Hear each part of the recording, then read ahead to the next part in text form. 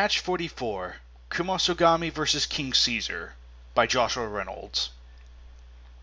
A demon has been on the rampage, moving across the land of the rising sun as if a biblical plague. A beast from hell slaughtered all men, women, and children. Kingdoms fell into anarchy when it was spotted. The skies darkened and the ground spat fire. Soon the entire country was in a state of absolute ruckus. The word began to spread that the guardians of Japan, beasts left over from a time before man, were rising up to fight. For a brief moment in time, Japan had hope. That hope fell when Kumasogami proved to be a real death dealer. Armored titans and stone statues crumbled under his twisted might. Slain in great numbers, Japan was dying quickly. Entire forests were becoming husks of their former greatness, left empty and filled with wandering ghosts. Those that survived his wrath were left terrified, curling into balls with the rest of their families, afraid to come out even after its passing. These people died not by its lethal hands, but by starvation, afraid to even move after just getting a short glimpse of its towering form. Soon Kumasogami grew tired of this land. There was nothing left to ruin here, not even the ground, for it was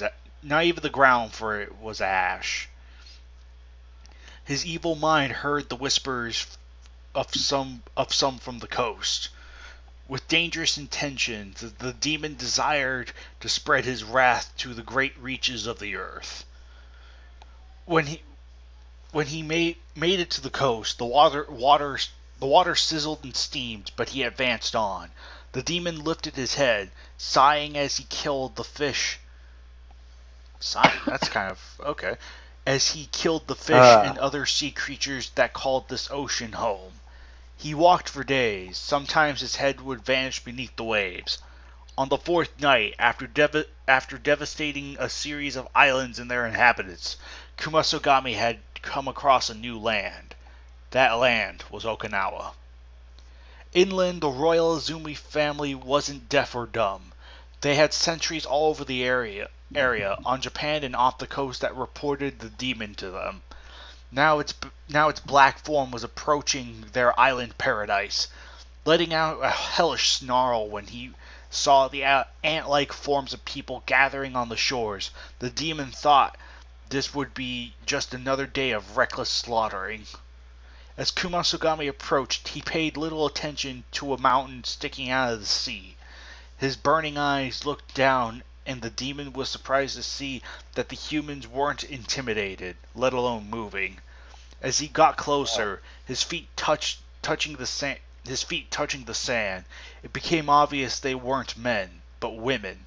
Hundreds of young virgin girls, all selected by the Azumi's royal priests. Well, Kumasogami is gonna get busy. Oh yeah, with a lot of staining. Anyway, they were on their knees, fully aware of the death approaching them, but they laughed at death. Wow, what a bunch of comedians. Anyway, they were prepared, for as Kumasogami approached, a beautiful song escaped their lips. In unison, the song began to grow in pitch, reaching into the very depths of Kumasogami's dark soul. He was filled with rage. He let out a roar as his trumpeting noise echoed throughout the Azumi Kingdom. A beam of crimson light launched from one of the pointed towers, whizzing past the beast's head. It struck the mountain and the sea. Kumasogami spun his head around quickly, catching just the image of the beam exploding the mountain and sending a wall of fire and rock crashing into the churning sea. The beast let out a chuckle and lifted its huge foot, dropping it on several of the kneeling priestesses, but the others continued to sing. He laughed again, ignoring the song as another crimson beam from the statue in the distance fired into the smoky cloud. This time, something happened. Pass. If Kumasugami was still facing the mountain, he could have seen two red orbs flash with life. Then came the sound of an enraged god, the mighty king of Okinawa. His call rang loudly through Kumasogami's head. The Titan of Terror, for a brief second, paused as a feeling of fear ran down his rocky spine. The roar came again, and Kumasogami turned around, letting out his own horrible noise.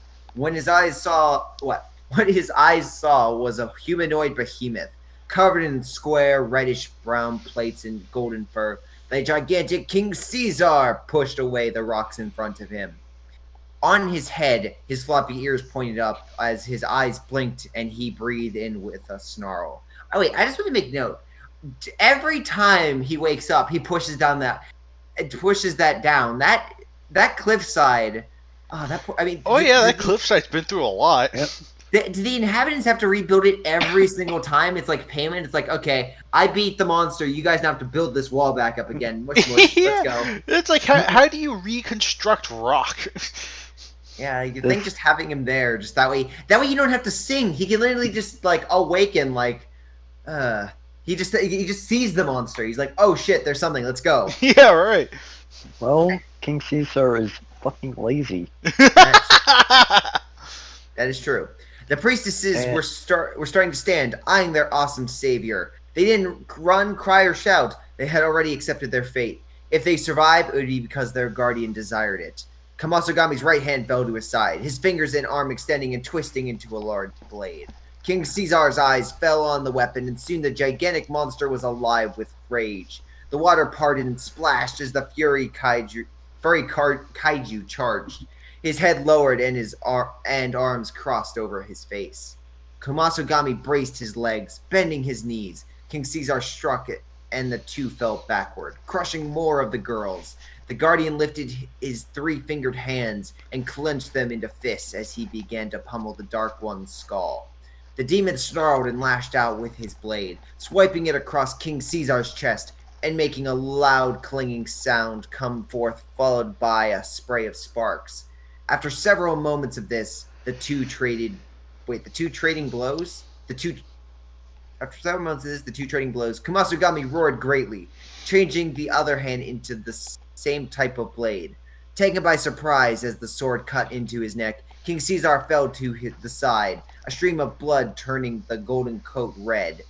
Oh yeah, this is before I guess they made the whole note of him being a golem. This is just him being a creature.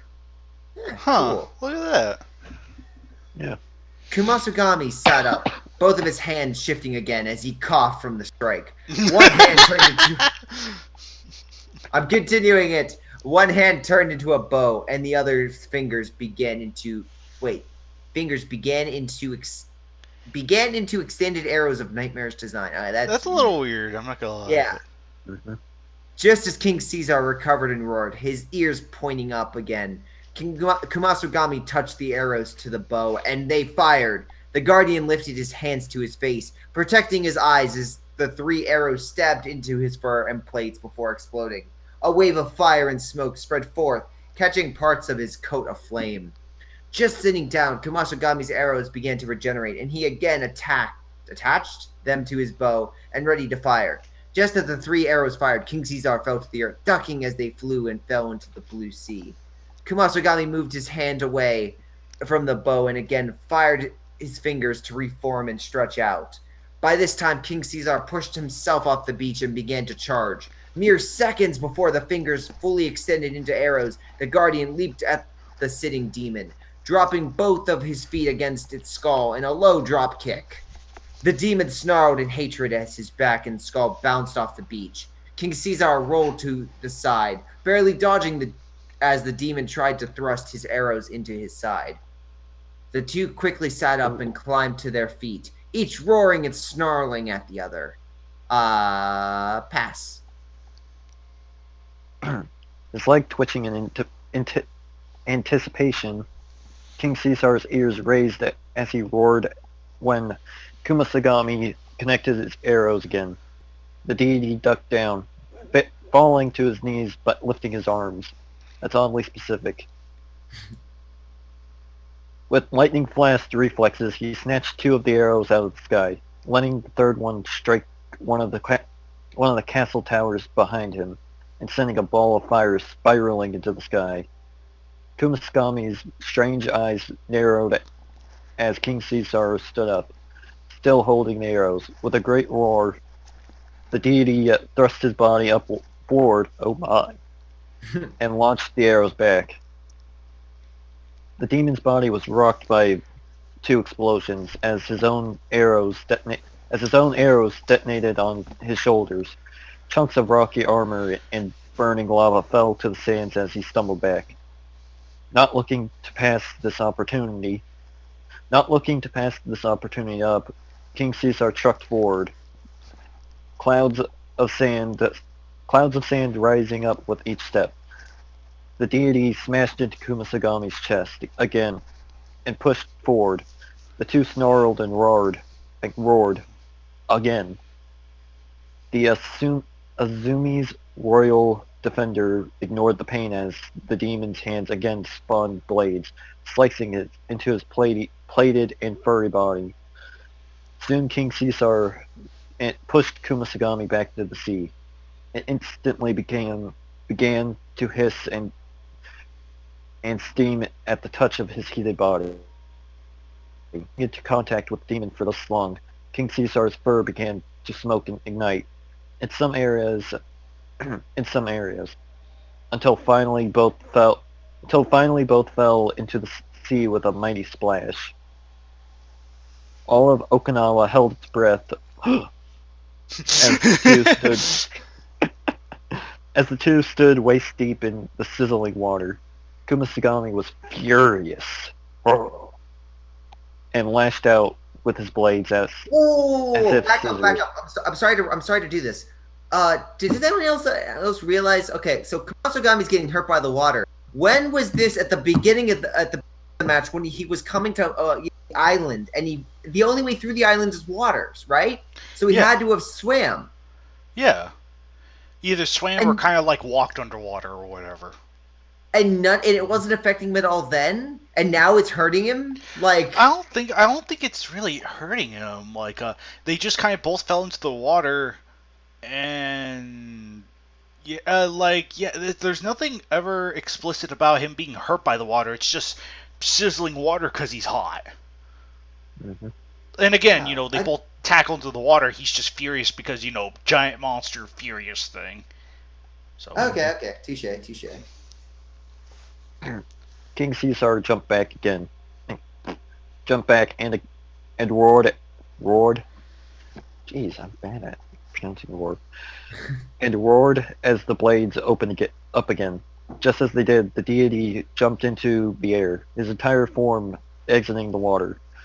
His body twisted around, and he spun, extending his leg. Taken by surprise, Kumasogami was helpless as King Caesar's deadly kicked.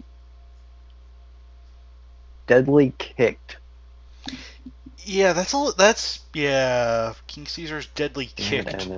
That's a little odd. Just a little. MM's first defense. Smacked into the side of his skull. On impact, the demon's jaw shattered, sending a gush of burning lava into the water. As King Caesar splashed back into the water, Kumasogami stumbled back. The Guardian again pushed forward, jumping forward. That was a little redundant, using forward in the same sentence. That's in case with using back in the same sentence with the previous one. True. And pouncing on the fiery devil. His weight pushing Kumasogami down. Soon only King Caesar's head and shoulders were visible above the water as he held Kumasogami's body down.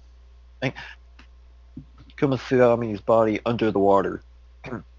Bubbles instantly began to rise as the water became to steam even more. Is that the right usage of became?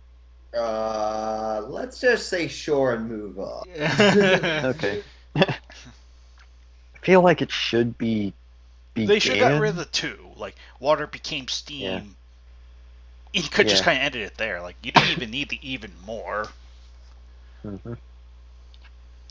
Damn it, MM.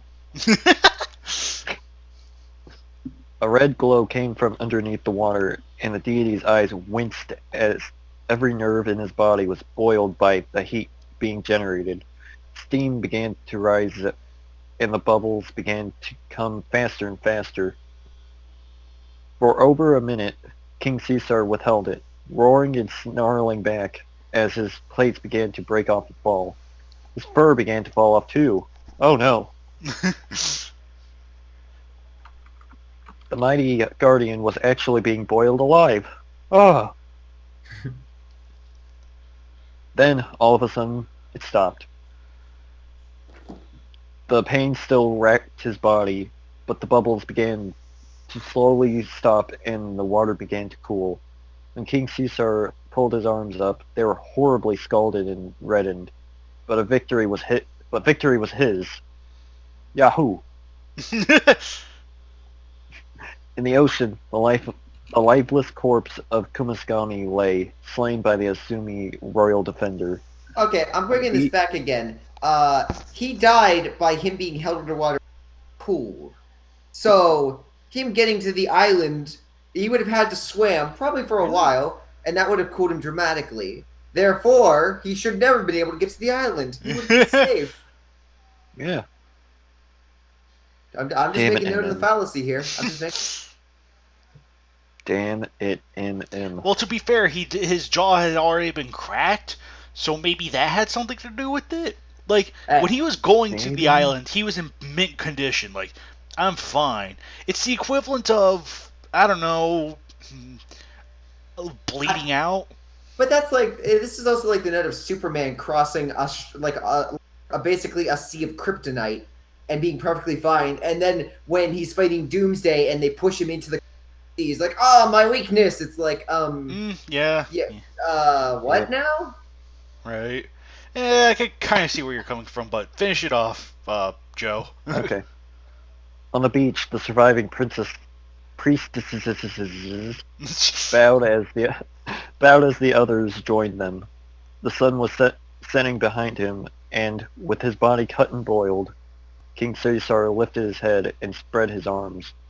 He roared his victory not just to his people, but to the entire world. Witter, King Ultraman. King Caesar. King Caesar.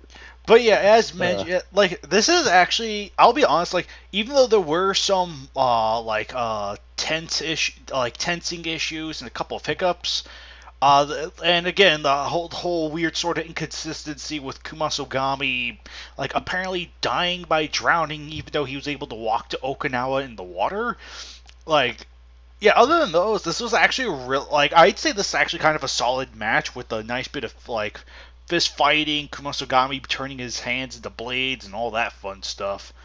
So, this is actually a solid match overall, and I do like and honestly, I kind of like the visual of Kumasogami just, like, going into the like, at the beginning, like, going into the water and just trekking to Okinawa through the water. I always thought that was a really cool sort of visual in my head. Yeah, it is real. It's a really cool visual. Mm-hmm. Yeah. Mm-hmm. Yeah, this was a pretty good match. Mm-hmm. Even if I did make fun of it a little. Well, right. I mean, that's our job we make fun of them, Yeah. but not for malicious intent. Yeah. So, yeah, again, just a couple of minor, like, some things could have been phrased better, something, like, some of them, Yeah, some it's a good issues, and... It's a good MM match. It has a few flaws, particularly with the story, but otherwise, it's still entertaining. Entertaining nonetheless. Yeah. Right. It's still solid. It's still pretty solid. So, Exactly. for a first match from MM, this is actually pretty good. So. Yep. So, and the banner, I always kind of like the banner for this one. It's just like, even though it's super simplistic, like, it's just King Caesar and Kumasogami.